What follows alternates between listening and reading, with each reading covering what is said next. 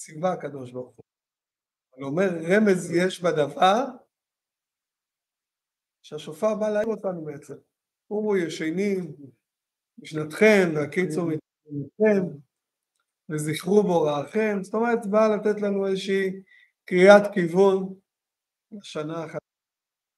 כמו שמספרים על אחד שנוסע ברכב, ואמא מתקשרת אליו, הוא מעלה אותה בדיבורית, ואומרת לו, תיזהר, אמרו עכשיו בחדשות שאיזה משוגע אחד נוסע בכיוון הנגדי. אז אומר לה, אמא, משוגע אחד, כולם נוסעים מהכיוון הנגדי. אז שפרו מעשיכם, שופר זה קודם כל לחזור לנתיב, לחזור לדרך המלך. אז זה מובן לשופר מלשון שפרו מעשיכם. מעבר לזה, יש באמת 10 טעמים שרבנו סעדיה גאון רס"ג לא פחות מ10 סיבות לתקיעת השופר. הסיבות המרכזיות זה מה שנקרא מלכויות, זיכרונות ושופרות, כפי שגם נראה את זה תכף בסדר התפילה. אז מה זה העניין של השופר והמלכויות? פשטות מובן שכאשר היו מכתירים מלך, המנהג היה שמריעים בשופרות, בחצוצרות. גם שיוצאים למלחמה. גם. ובראש השנה אנחנו מכתירים את הקדוש ברוך הוא למלך על העולם. ראש השנה הוא לא היום הראשון לבריאה, אלא היום השישי לבריאה. הבריאה התחילה בכ"ה באלול, אבל זה נקרא ראש השנה כי זה עיקר, זה תכלית הבריאה, כמו שאנחנו אומרים בהלכה דודי, סוף מעשה במחשבה תחילה. כמו אדם. אתה עכשיו עובר, אתה רואה נגיד איזה בית יפה, אתה אומר, כזה בית אני רוצה. אז מה יש לך בציור שלך? שאתה עכשיו יושב בסלון, בבית הזה, רגל, ולומד תורה. רואה כדורגל. גדי, מה אתה עושה? אני אגיד לך מה הוא עושה. אני אגיד לך מה הוא עושה, גדי. כן, לומד ונשחי. לומד. בקיצור, ואז אתה אומר, רגע, איך אני משיג כזה בית? אז אתה הולך לבנק לבקש משכנתא. כשיש לך הון עצמי, אתה עושה את כל התהליך של המשכנתא. יש לך מימון, אבל רגע, אתה לא קונה בית בנוי, אתה רוצה לבנות בית. אז אתה מביא אדריכל וקבלן ופועלים, עושה את כל הסיפור, הצפי.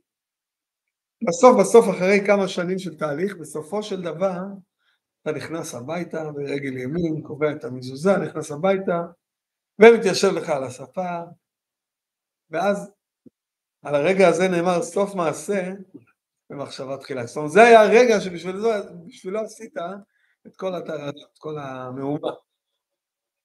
אז מה המטרה, מה התכלית בכל הבריאה כולה? דומם, צומח, חי, כל הזנים ותתי זנים שיש לנו בבריאה, רק כמה זנים יש בצומח? זריקו. הרבה יש עוד לא גילו גם. כמה בחי? הכל בתורה. כמה דגים יש בים? וכל דבר, וכל בריאה ובריאה היא עולם לא. ניקח רק את גוף האדם. מה האורך של הצינורות שיש לנו בגוף? כמה ליטרים של דם וכן הלאה וכן הלאה. אז כל הבריאה המורכבת הזו, סוף מעשה במחשבה תחילה. מה עלה בתחילת מחשבתו כביכול של הבורא? סוף המעשה, האדם. שיבוא האדם לעולם. עכשיו,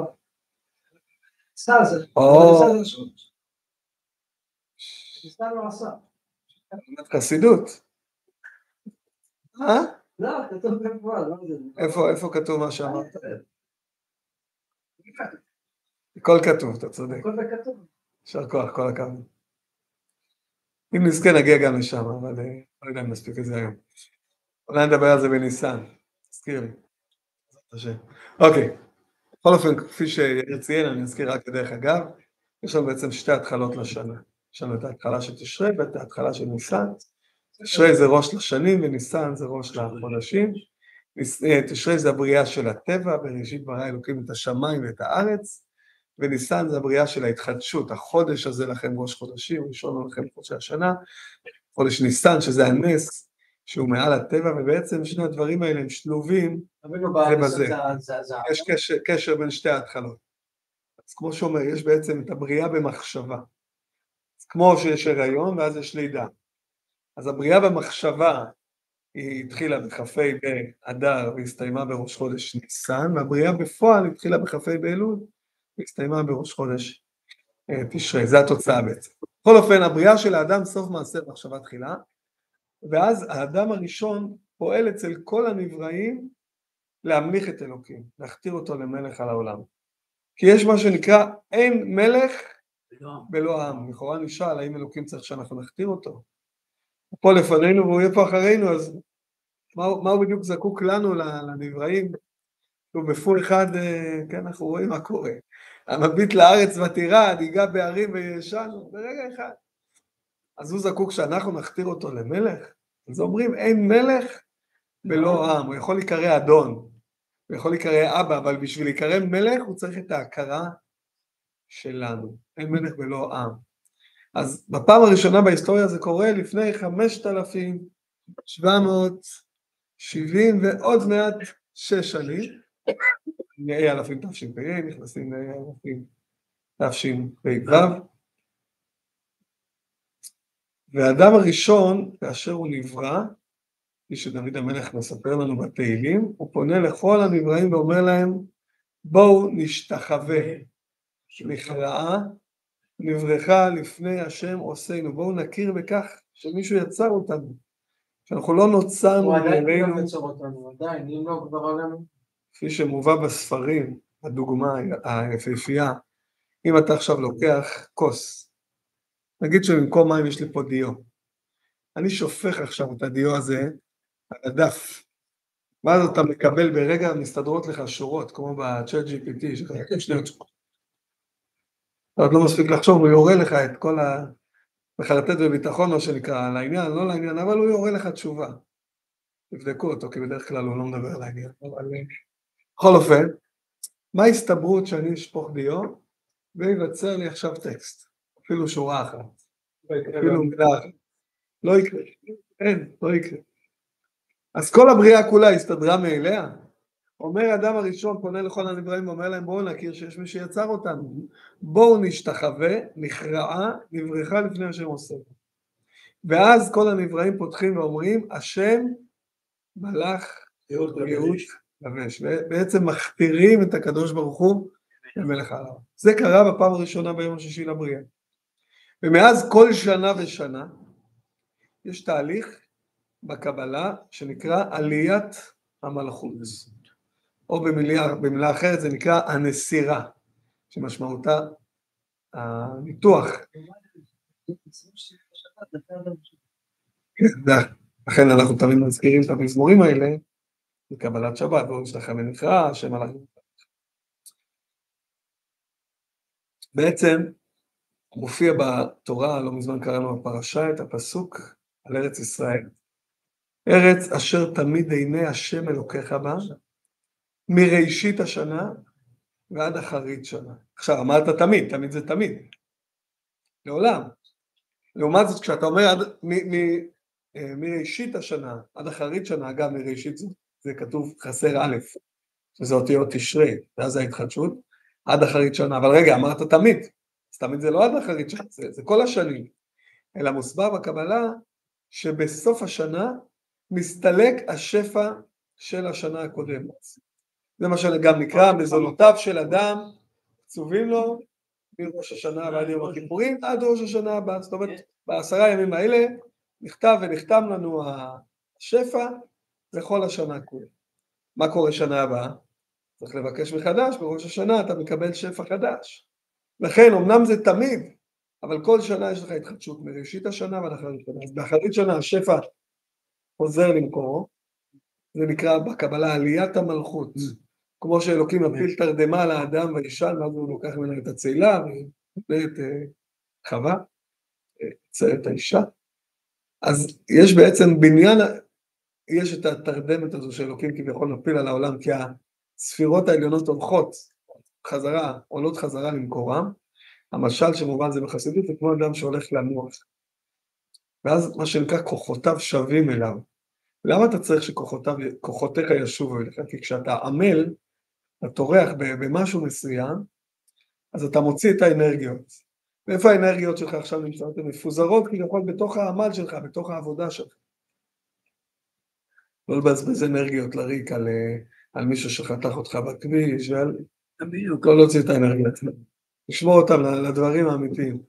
בכל אופן, אז כאשר הוצאתי את האנרגיות, אני עכשיו חסר אנרגיה, סוף היום אנחנו מגיעים הביתה, ואז אתה הולך לנוח. אתה קם בבוקר כמו חדש, נכון? כוחותיך שווים לך. אז כביכול הכוחות שהוצאת החוצה, הם חזרו פנימה. נכון? האנרגיה חזרה אליך.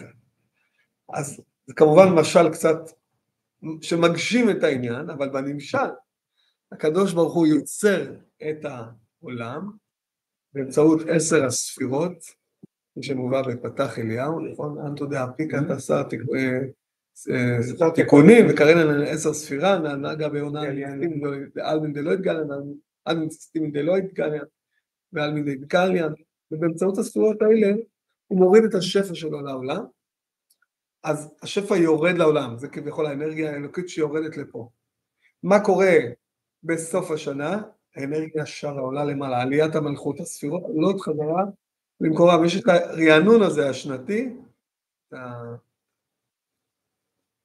ההפרש השנתי הזה, ואז בעצם זה מחכה לנו, כמו ביום השישי, שאלוקים מחכה לאדם שיכתיר אותו למלך, כל שנה בראש השנה, הקדוש ברוך הוא מחכה כביכול למעלה עם השפע החדש של השנה החדשה, שאנחנו נכתיר אותו, איך? על ידי תקיעת השופר. עד כדי כך הרגע הזה מיוחד, על ידי תקיעת השופר. אחד הסיפורים שממחישים את הנושא הזה, סופר על מלחמת נפוליאון. הייתם שם במלחמת נפוליאון? אתה זוכר את היום שנפוליאון פלש לצרפת? אתה זוכר לרוסיה? אתה זוכר את היום הזה? איך לא היסטוריה? חלפו מאז כמה שנים. כ-250 שנה. בכל אופן, היה מחלוקת בין גדולי ישראל, בין הצדיקים של אותו דור, מי יותר טוב ליהודים.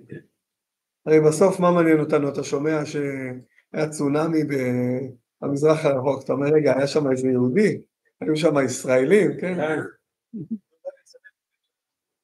יפה. פה הם רבים, אבל שם הם ערבים. ככה זה חלק מהדינמיקה.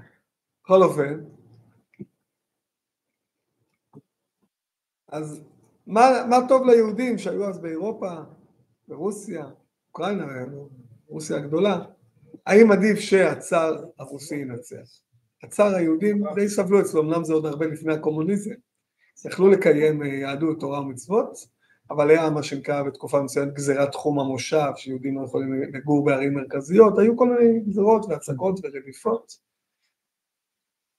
בכל דור ודור, כן? כמו שאנחנו מכירים את המסורת. לעומת זאת נפוליאון הבטיח שוויון זכויות.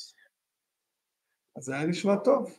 כל אחד, דמוקרטיה, כל אחד יעשה כרצונו, אתה יכול לעשות בכיכר המדינה תפילת יום הכיפורים, אף אחד לא יפריע לך, זה דמוקרטיה. בקיצור, אז היו מגדולי ישראל שתמכו בנפוליאון. זה טוב ליהודים. כמו ב-96, נפוליאון זה טוב ליהודים. ולעומת זאת בעל התניא, האדמו"ר הזקן מייסד חסידות חב"ד, סבר שדווקא הצאר הרוסי, שהוא עצמו היה נתין שלו, למרות שהוא הציג קצת ליהודים, עדיף שהוא ינצח. למה? כי הוא פחד שבשוויון זכויות של נפוליאון, מה שנקרא, וישמן ישורון ואיבת, התבוללות וכו'. אמר ככה, היהודים מחזקים אחד את השני, מתחממים אחד לאור השני, עדיף שישאר ככה. מה שנקרא, הרע במיעוטו. אוקיי? יש ויכוח בין צדיקים, איך מכריעים את הוויכוח? כמו מי יפסקו בשמיים. עכשיו, יש מה שנקרא, כאשר יש בית דין, אז יש מושג שנקרא אחרי רבים. טוב, נכון, אם יש לך 2 מול 1, אז זה הפסק. עכשיו, היום למשל, אנחנו מקדשים את החודש לפי לוח שנה, מראש, כל אנחנו יודעים את החודשים, את השנים, קדימה. לעומת זאת פעם היו בית הדין מתכנסים, מקבלים עדויות של עדים שראו את מולד הלבנה, ומחליטים האם לקדש את החודש, להכריז שהיום א' בחודש, או לעבר את החודש, להוסיף למד. עכשיו, זה יכול להזיז את ראש השנה, את יום כיפור, את סוכות, ביום לפה, ביום לפה. עכשיו, כשאנחנו אומרים שראש השנה הוא יום הדין, אז מי מחליט מתי יהיה יום הדין למעלה? בית הדין למטה. כן, אלוקים נותן לנו את הסמכות כגלל. יפה. אז אם יש לך 2 מול 1 בהרכב של בית הדין, או אם זה בית דין גדול של 23, אתה צריך רוב. כן? אם זה דיני נפשות, רוב מיוחס. אז כאשר בית הדין פוסק, ככה יפסקו למעלה. אז הם החליטו ביניהם הצדיקים, לא עשו עץ או פלא, הם החליטו שמי יזכה להכריע את הכף למעלה בניצחון של המערכה למטה בין רוסיה לצרפת, מי שיתקע ראשון בשופר, למה? כי אמרנו שבאותה תקיעת שופר יש לך את ההתחדשות, השפע של הבריאה בכל השנה הבאה, אז מי שיתקע ראשון בשופר הוא מכריע את הכף, המאזניים של תשרי.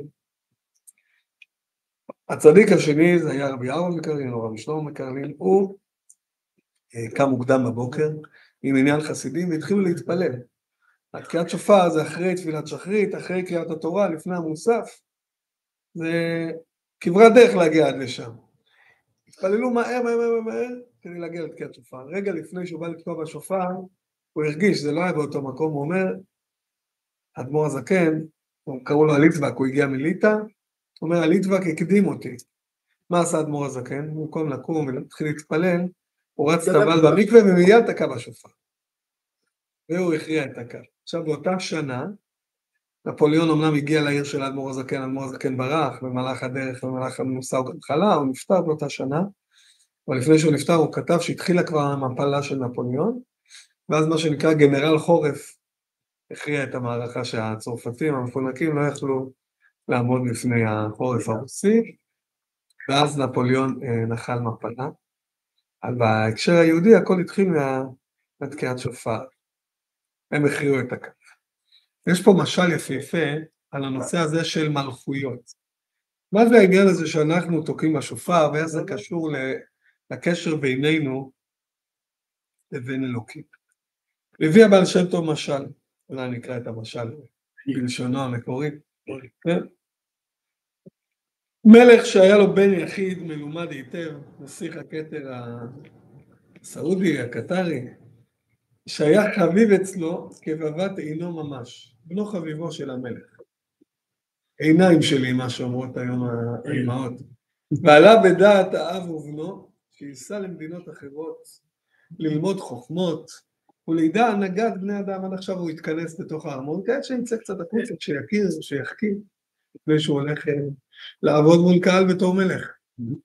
אז נתן לו אביו המלך שרים ומשרתים והון רב, שילך ויתור במדינות ויהיה הים, למען יגיע הבן למעלה יתרה יותר מכמו היותו אצל אביו בביתו, שיחכים. חיים לחיים, ברוך אתה אדוני אלוהינו לעולם שהכל נהיה בדברו. ויהי לכבות הימים וכל אשר נתן לו אביו, הלך על הוצאות הדרך מהצטרכות תפנוקיו שהיה מורכב, והעיקר במה שהוסיף תאווה על תאוותו. זאת אומרת, הוא התעולל ובזבז את הכספים, עד שמחר כל אשר לא, וכבר כמובן שכל המשרתים וכולי נגמר הכסף, כולם עזבו אותו, ובין כך הלך למדינה רחוקה, עד שגם אביו לא נודע שם כלל, זאת אומרת, הגיע למקום שכבר לא ידעו שם מהמלך. בצר לו, עלה בליבו לחזור למדינת אביו, אבל מחמת אריכות הזמן שכח גם לשון מדינתו. ובבואו למדינתו, מה יכול לעשות? מאחר שגם הלשון שכח. והתחיל לרמז להם שהוא בן המלך, עד שהגיע לחצר המלך, אמר שהוא בן המלך. והוא כבר עם שיער ארוך, עם בגדים קרועים, לא מדבר את השפה, מי יאמין לו שהוא בן המלך? עד שהתחיל לצעוק בקול גדול כדי שיכיר המלך את קולו. ואז המלך שומע בתוך הארמון איזה צעקה, בכי, קול מוכר. כשהכיר המלך קולו אמר, הלא זהו בני צועק, תוך דרכו. ונתעורר אצלו אהבת בנו, וחיבקו ומשקו. אז זה הכל הפשוט, יכול להיות ששכחנו את השפה, יש את הבכי של התינוק, שתינוק בוכה בלילה, אתה לוקח לך רגע, אז אתה אומר, זה התינוק שלי או של השכנים? אתה תמיד מקווה שזה התינוק של השכנים, אבל בדרך כלל זה יהיה התינוק שלך. אתה מזהה שזה הבכי של התינוק שלך. אגב, יש כאלה שכבר יודעים לזהות לפי הבכי, אם זה בכי של רעב או בכי של טיטול, או... יש כל מיני סוגי בכי. שיטה כזו נקרא לוחשת לתינוקות, לדעת לפי הבכי. מה חסר לתינוק? הוא לא סתם מוחה. וכך יובן הנמשל למעלה, שנשמות ישראל נקראות בנים למקום, בנים של אלוקים, בנים של המלך. והוריד הנשמה בגוף, עשה לנו מבחן ריסון, אותו נסיך, שזהו כמשל בן המלך שהלך בדרך חטא בכדי להתלמד. הנשמה יורדת למטה, ירידה זו צורך עלייה. היינו, שעל ידי מצוות ומעשים טובים מתעלים הנשמות ואילו יותר נעלה מכמו שהיה מקודם. אז בעצם המטרה היא שבן המלך יגיע לרמה יותר גבוהה, אבל בפועל זה לא תמיד בין הרצוי למצוי, כן? ואומנם על ידי אהבת הגוף ותאוות נתרחק מאוד למקום שאין יודעים כלל שם אביו, ששכח גם על הלשון, לפעמים אנחנו כבר שוכחים את השפה, איך לדבר עם אלוקים, שוכחים מה הוא רוצה מאיתנו. אבל יש רגע שאנחנו נזכרים שיש לנו אבא של השם. עד שהתחיל לשוב ולצוק, וכל פשוט זה הפחי הזה מעומק הנשק. וזהו התקיעה בכל שופר, אומר הבעל שם. שהוא מבחינת צעקה פנימית, מעומקא דליבא, מעומק הלב. איך שהוא מתחרט על העבר, הוא מקבל על עצמו להבא לשמוע בכל אביו. סובב את הרגל וחוזר לנתיב הנכון. ועל ידי צעקה זו מתעורר, כמו במשל, מתעורר המלך, מתעורר מלך מלכי המלכים הקדוש ברוך הוא, מראה חיבתו לבנו יחידו, הוא מוחל וסולח לו על העבר.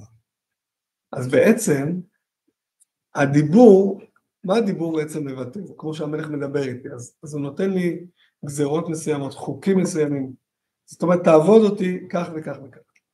זה לא מבין הגויים. עכשיו, הקשר של אבא עם בן גדול, עם בת גדולה, עם ילד גדול, זה קשר שהוא שכלי, הוא לא רק רגשי. זאת אומרת, זה מבוסס על ביקשתי וכן עשית וכן עשית ולא עשית וככה וככה, נכון? יש שכבר יחסי תן וכך מה שנקרא. לעומת זאת, כאשר יש ילד קטן או ילדה קטנה, אנחנו לא מצפים מילד בן שנה לשום דבר, נכון? אנחנו אוהבים אותו כמו שהוא. צריכים לזכור שגם את הילד הגדול אנחנו צריכים לאהוב כמו שהוא, אבל לפעמים זה קצת יותר קשה. לעומת זאת, בילד הקטן יש את התמימות, אז הקשר בינו לבין האבא והאמא, קשר יותר תמים, יותר פשוט. אז בעצם הקשר שלנו עם המלך בלימוד של התורה, בקיום של המצוות, בהעמקה בדברים, כמו קשר שכלי. הבנתי, קיימתי, עשיתי, לא עשיתי. שכר ועונש וכו'. לעומת זאת, הקשר של הילד הקטן, זה כמו הרגע הראשון שאנחנו מכתירים את הקדוש ברוך הוא. זה הכל הפשוט, הוא עוד לא יודע אותיות, הוא עוד לא יודע מילים. אז פעם בשנה אנחנו בעצם צועקים כמו אותו בן המלך. הכל הפשוט שאנחנו כבר לא זוכרים את השפה, לא זוכרים את השפה, אנחנו פונים למלך, אנחנו מכתירים אותו למלך הלב. זה מה שכתוב, תחילה קבלו מלכותי, ואחר כך אגזור עליכם גזירות. זאת אומרת, לפני, זה מה שנקרא קודם כל קבלת עול מלכות שמיים, ואחרי זה קבלת עול מצוות. אז פעם בשנה בראש השנה יש את הקבלת עול מלכות שמיים, שאנחנו מכתירים את הקדוש. אחרי זה גם ביום הכיפורים, שאנחנו צועקים בנעילה, נכון, שמע ישראל, השם הוא הקדוש אחד, ברוך שם פעם אותו לעולם ועד, השם הוא האלוקים, עושים את אותה הכתרה. אז זה הפעולה הראשונה של השופר, מלכויות. אחרי זה יש לנו זיכרונות. מה זה בעצם זיכרונות? השופר נועד להזכיר לנו. מה הוא נועד להזכיר לנו? זכות עקדת יצחק. אז זה להזכיר לנו או להזכיר לאלוקים? את הזכות של עקדת יצחק. להזכיר לאלוקים. בואו נראה משל יפה, הפעם לא מהבעל שם טוב, אלא מרבי לוי יצחק. מברדיצ'וב, שהוא מתלמידי תלמידיו של הבעל שם טוב, מתלמידי המגיד ממזריץ'. סניגון של ישראל. ושוב פעם זה מלך. למה תמיד זה מלך? כי הנמשל זה המלך. ממלך בשר ודם שנסע ליער גדול, נסע לצוד ציד, כמו שהמלכים, זה היה הספורט שלהם. ללכת ליער, לצוד, למדו מנמרוד. עד שבא, גם היה מלך, עד שבא לעומק היער, הסתבך שם, ולא מצא הדרך הנכון והישר לשוב לביתו.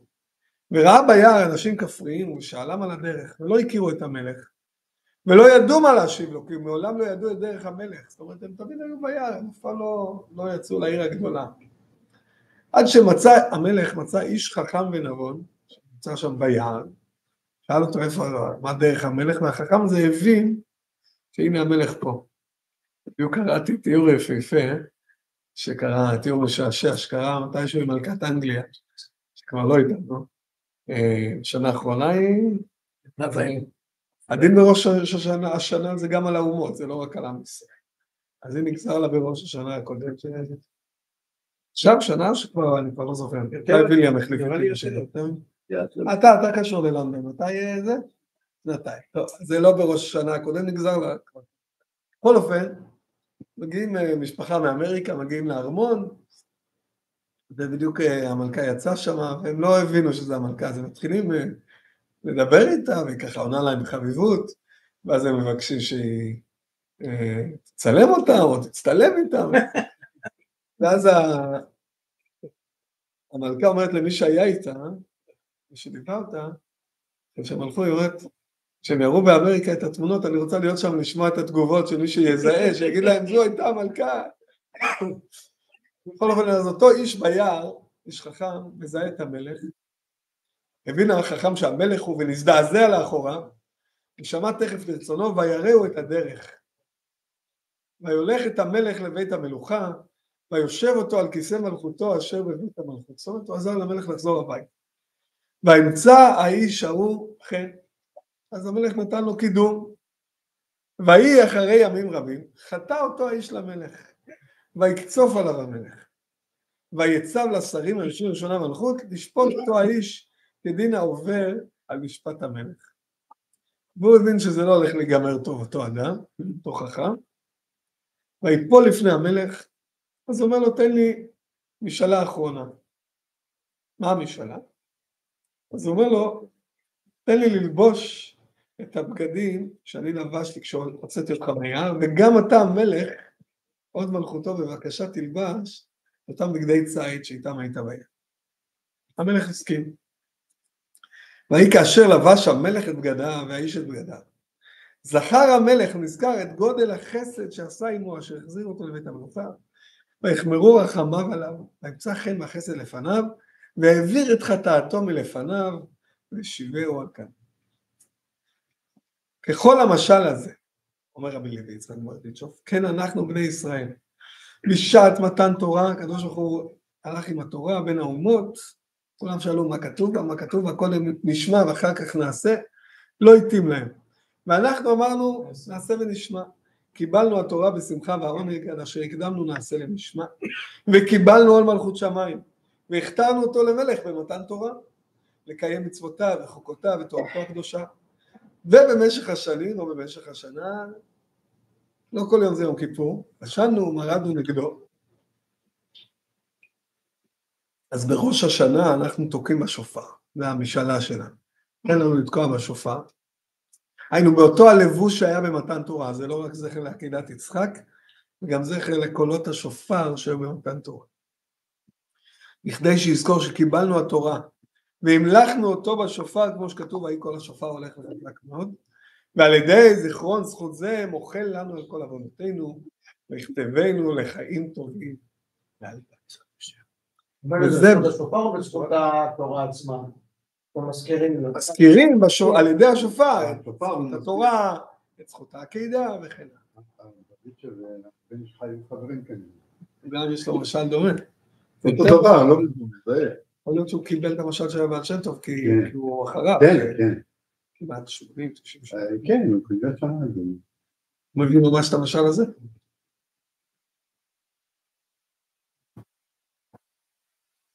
אז בעצם, ההתחלה והמלכות זה הכל הפשוט, ואחר כך זה כבר קבלת עול המצוות, שזה מתן תורה, שזה בעצם העניין של הזיכרונות, נכון, כפה עליהם. מתי קיבלנו את זה ברצון?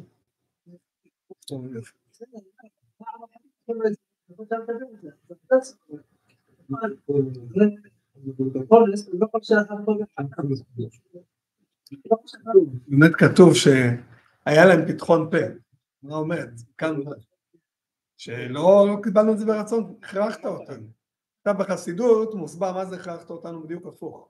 בדרך כלל אנחנו מבינים מה זה כפייה, עשה להם כפייה דתית. בוא תניח תפילין, לא נתן להם להתנגד, כן?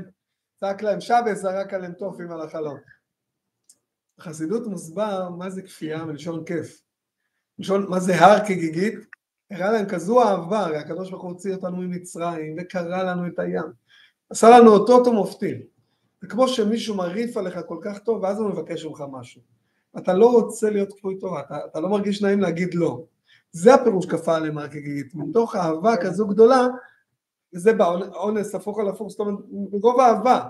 והיה לנו פתחון פה להגיד שלא קיבלנו את זה ברצון. זה היה בכפייה או של כיף או של... אבל כאשר הגיע פורים והיה גזירת המן, והם יכלו עכשיו לבעוט בדלי עם החבית ולהגיד אוקיי לא מתאים לנו, ובכל זאת החזיקו ומסרו את הנפש, אז לכן כתוב קיימו וקיבלו עליהם, קיימו מה שקיבלו כבר, זה היה סגירת מעגל במתן תורה. לקבל זה גורם זה יותר טוב, כאילו אחד שונס בחורה וזהו, אני לא יכול לשחרר את הכל לבא חייו. תראו, אבל כל המועדים של השנה קשורים זה בזה, יושב לנו פה יאיר, וריץ לנו את ניסן ואת תשרי ואת פורים ואת ראש השנה, הכל שזור ביחד, יפה, אוקיי.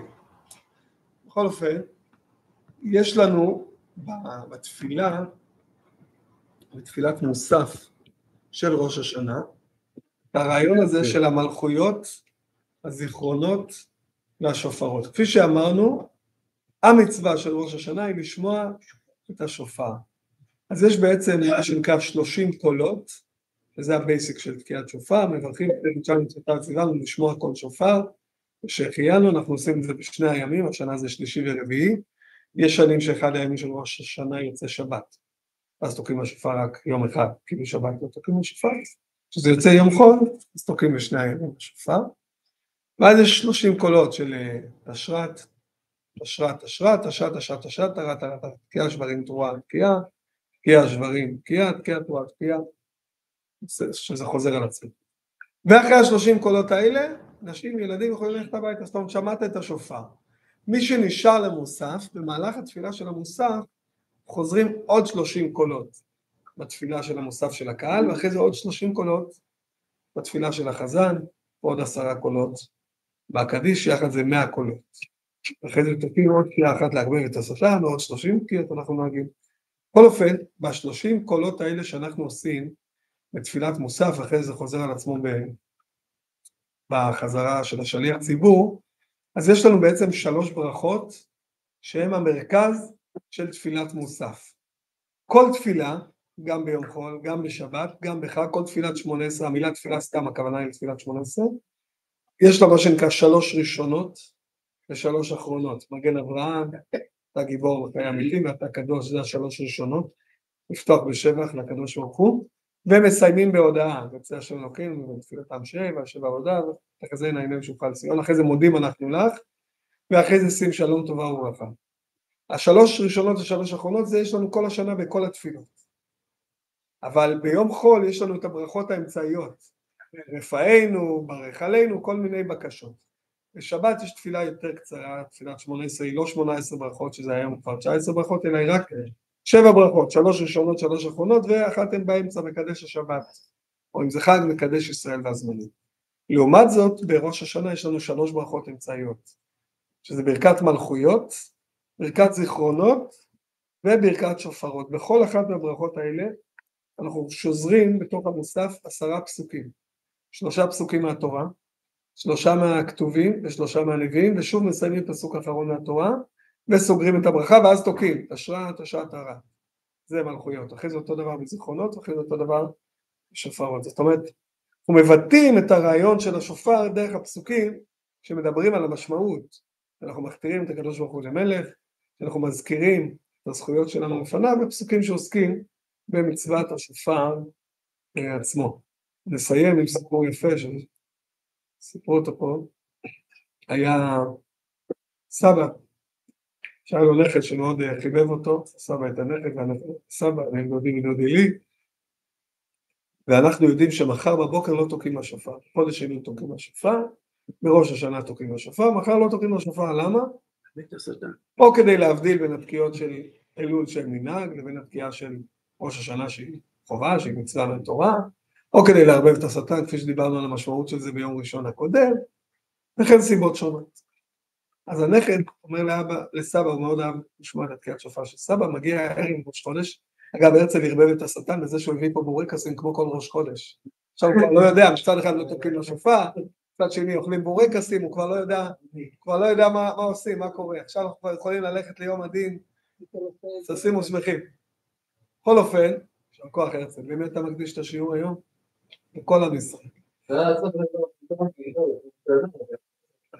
קיצור, אז הנכד בא לסבא ואומר לו, סבא, אני רוצה שתתקע לי בשופר כמו כל החודש. סבא אומר לו, היום לא תוקעים בשופר. אבל הנכד ילד, הוא לא מבין, כן תוקעים בשופר, לא תוקעים, כן ראש חודש, לא ראש חודש, כן למה צריך. סבא, אני רוצה שתתקע בשופר. הוא נדנד כמו שהילדים יודעים לנדנד, בסוף כשהילדים מנדדים מה קורה? מקבלים מה שהם רוצים. תן להם לכתחילה, אבל תחכה לרגע אחד. בקיצור, סתם, תפעיל סמכות הורית. בכל אופן, תנסה. תצליח, נראה לי נצח בסוף. בדרך כלל הם מנצחים. בכל אופן, אז הסבא נכנע, והוא תוקע בשופר שהילד ישמע. ואז הסבא פונה לריבונו של אלוקים, ואומר לו, ריבונו של עולם, כמו שהילד ביקש ממני לתקוע בשופר, הוא תקע. אז מה אנחנו מבקשים?